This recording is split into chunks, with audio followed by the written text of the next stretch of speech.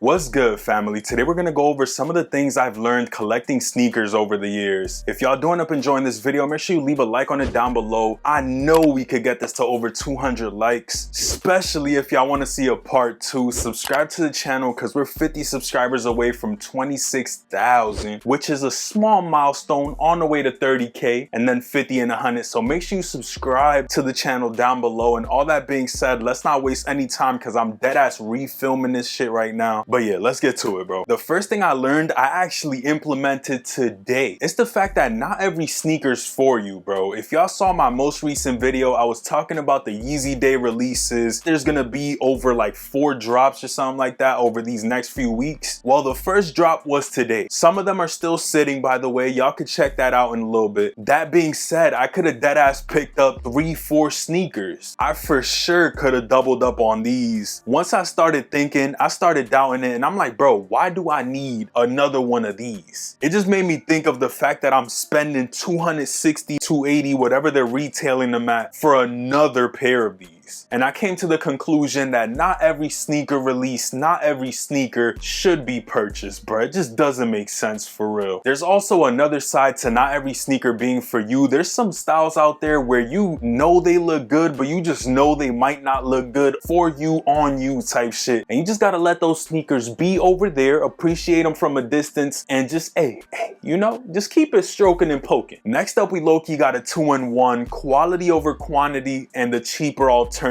I guess I'll start here with quality. These off-white Jordan 2s that Off-White was able to pull off is honestly a masterpiece. Kind of what you get when you pay these higher price points, at least when it comes to resale. I love this shoe right here. As time has passed, I would rather have this than a sneaker like the Jordan 2 Chicago, simply because I love the style. It's just me personally, but I know for a lot of collections that just doesn't work, especially if you're starting off. You don't want to put all your crabs in one bucket, like they say. You don't want to just grab $1,000, $800 sneaker and just let this be the one sneaker in your collection, when you could deadass pick up 2 pairs of Jordan 1s, a pair of Jordan 4s, some Vans for every day, and some Forces, or probably more these days, rather than just this one sneaker. But I'm at a point in my sneaker collecting that I want more quality pieces. Stuff like this excites my eye. When I've seen a bunch of Jordan 1s, a bunch of sneakers, I want something special type shit. That should never take away from the fact that the cheaper alternative should always be a thing. This is an OG colorway that people just disrespected. Jordan 2s aren't horrible. I still haven't even laced these up, so I don't know what I'm talking about. But this isn't the first case where there's a cheaper alternative. If you're looking for something like the Travis Scott Jordan 1 highs, there's a bunch of ways to achieve that same type of colorway, same type of aesthetic without spending over $1,000. You could get the Mocha Jordan 1s, Palominos, the Lattes about to drop, some Coco Dunks, Curry Dunks, all give that tan colorway that you want for the sneaker. Even though you might not get the same type of hype, you still get the same type of vibe. And that's cool. Since I brought up the Travis Scott Mocha Jordan 1s, I should mention that I still haven't worn these shits, and it taught me that you should buy sneakers you're actually gonna wear. Don't buy something that's $1,500 and have it sitting in a box for 3 years. This is a reminder of this thing that I'm talking about. Lesson learned, bruh. If it's not a sneaker that I know for a fact I'm gonna wear, I'm not buying it.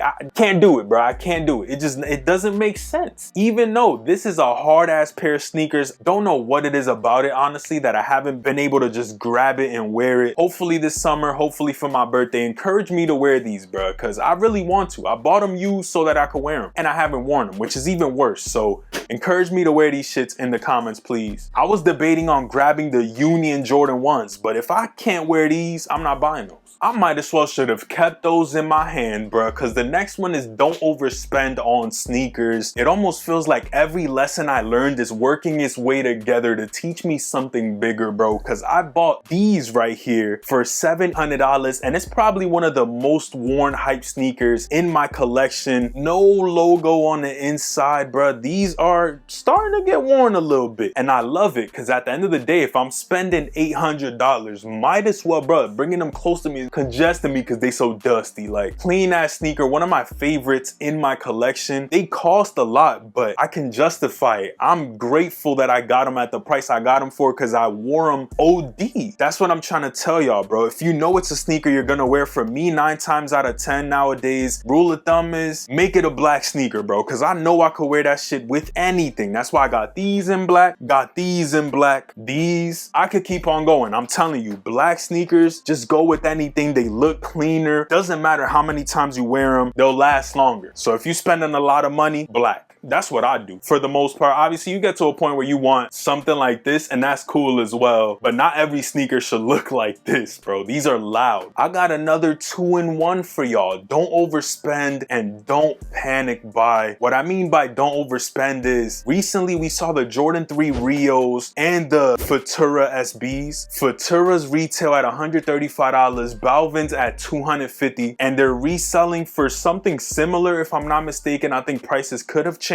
I don't know. When I released a video speaking about the two sneakers, people in the comments made me come to the realization that the Futuras are all canvas. So once those start looking ugly and beat, there's no coming back type shit. Versus the J Balvins, which have premium looking materials that I think would last longer. It's an all black shoe, so y'all already know how that goes. They made me realize, like, bro, this is a sneaker that might last you. It's still gonna cost you that same resale price, but you're getting more for your money type shit. So just pick and choose, be a little smarter and wiser. That's at least what I'm trying to do. You take this with a grain of pepper, bro. Sometimes there's also collaborations like Kith, Jound with Asics or New Balance, where they'll grab the sneaker, put their little logo on it, and now it's worth $400-500 versus just literally going and grabbing the cheaper alternative, which looks exactly the same at a fraction of the price. Obviously, we all have weaknesses. You gotta pick and choose your battles. For the last thing, I actually want to ask y'all a question. How many sneakers do you need of the same sneaker, bro? I know in my case, I gotta keep buying early heat, fortunately or unfortunately, whatever way you looking at it, but I have hella Jordan 1s, bro. At what point do you stop? When is it okay to say, yo, I'm done with the Jordan 1s? Let's move on. Like, are you collecting Chuck Taylors out here and you got 50 pairs? Let me know, bro. When do you stop? Yeah, that was just the question I wanted to ask y'all low key, but that pretty much does it for this video. If y'all enjoyed, make sure you leave a like on it down below. If y'all want a part 2, bro, 200 likes, that's easy for real. I got a list with like 10 to 15 more things I could go over. I just don't want to make this video hella long, and mind you, I had to refilm this shit, so I'm already finished, bro. Like, I'm done. But I appreciate y'all for making it this far into the video. Thank you for all the support y'all been giving me lately. I appreciate it. I hope you have a great rest of your day, night, morning, evening, whenever you're watching this video. Check out the Yeezy releases that are gonna be dropping soon. That video is actually doing pretty good, so check that video out and I'm gonna catch y'all there. Peace.